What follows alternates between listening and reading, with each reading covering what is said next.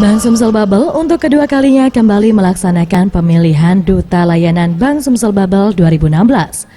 Ada 93 finalis dari 28 cabang Bank Sumsel Bubble. Dari bagian customer service sebanyak 31 orang, dari bagian teller sebanyak 31 orang, dan security 31 orang. Dan peserta mewakili cabang-cabang Bank Sumsel Bubble.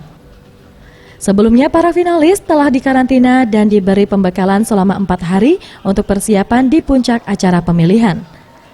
Acara ini dihadiri oleh para pejabat Bank Sumsel Bubble dan semua karyawan Bank Sumsel Bubble.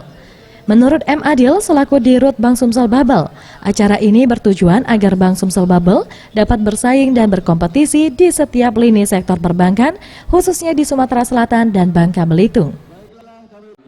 Kenapa perlunya layanan? Kenapa perlunya pemilihan? Kenapa diadakan semacam ini? Kenapa?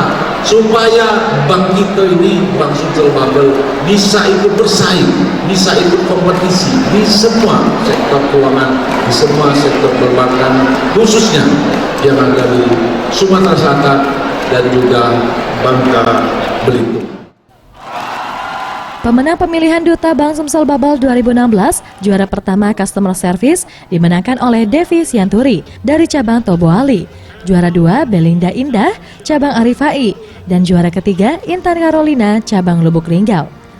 Untuk teller, juara pertama jatuh pada Devi Teti, cabang Matondang, juara 2 Chandra Permadi, cabang Arifai, dan juara ketiga Rosa Dwi, cabang Jakabaring.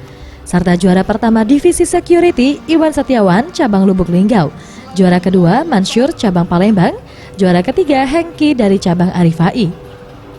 Setiap pemenang Duta Layanan BSB diberikan hadiah tur ke Australia untuk juara 1 hingga juara ketiga per kategori serta mendapatkan uang tunai. Septiawan Rizky, Sriwijaya TV.